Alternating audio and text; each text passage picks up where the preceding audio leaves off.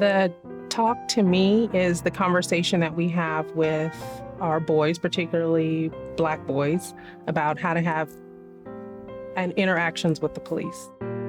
They're to understand that the police aren't necessarily there to protect and serve them, but perhaps they're to profile them, perhaps they're to just make judgments about what they may be doing, even if they're not doing anything.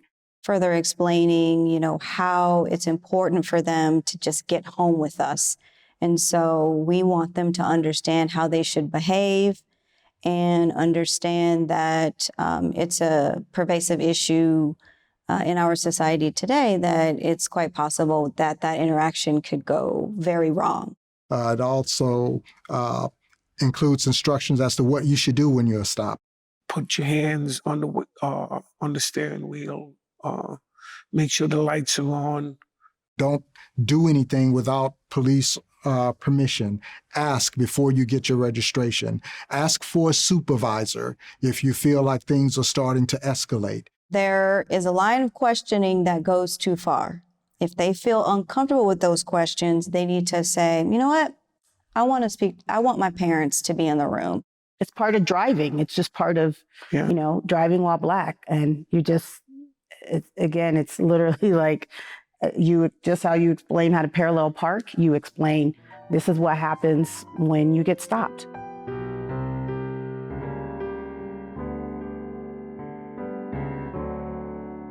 To have that talk with my sons makes me feel, it saddens me. I feel like it's unfair that we have to live like these totally different lives, even though everyone wants to say all lives matter and we're all human beings. Clearly, there are differences. And so it feels like it's very unfair that I have to have these conversations with my boys so that they can live and survive.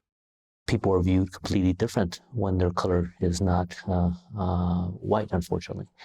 I tend to think that I have tremendous white privilege, being a Latino of lighter skin, that I don't have to worry about getting pulled over. However, when I was younger, running with kids who were all brown or Black, we had that fear. Our kids have come up during a generation where you see bumper stickers that say question everything. And that's the philosophy, and it seems to be the climate of the day, where people challenge everything and question everything. Well, that's okay for other people, but it's not okay for Black people. You don't question and challenge the police officers like everybody else can. My boys will be, first and foremost, seen as either a threat or a potential threat first before anything else.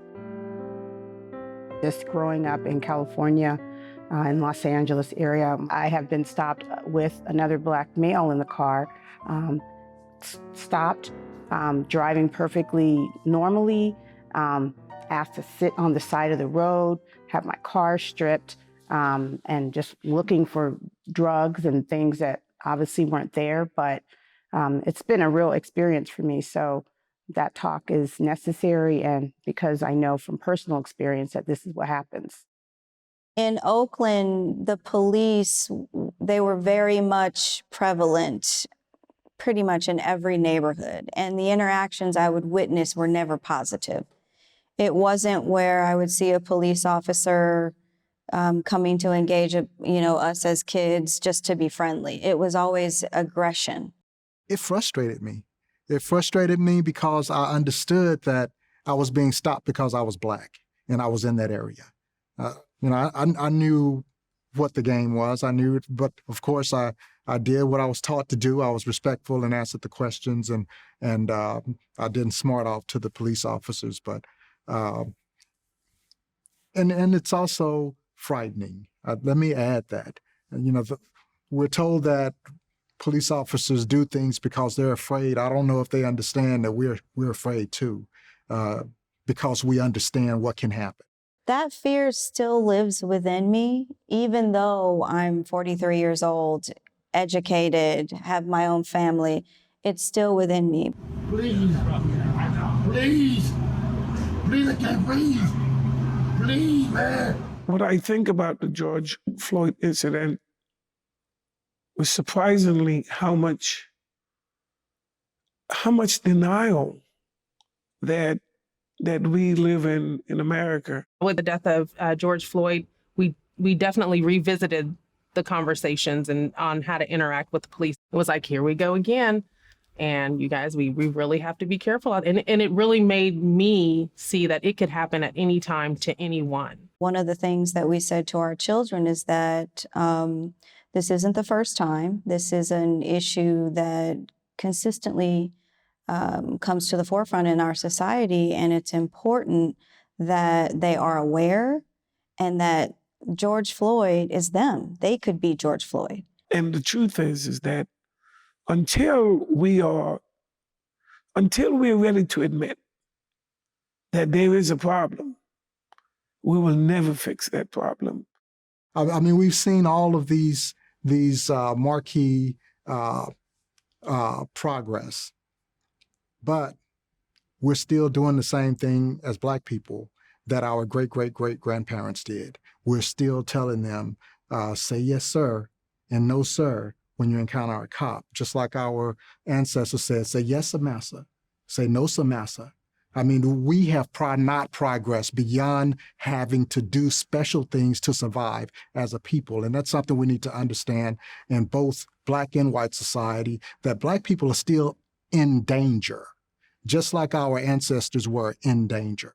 So it kind of breaks my heart to know that he's just going to be judged regardless of how good he behaves. I think on some level, he even knows that. And there's nothing that I can do about that. Not now and not as he grows into adulthood.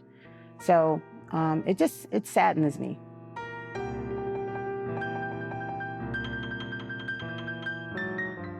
Some of the things I tell my sons just to stay uplifted and to be positive is to know when you come home, you are safe and you are loved.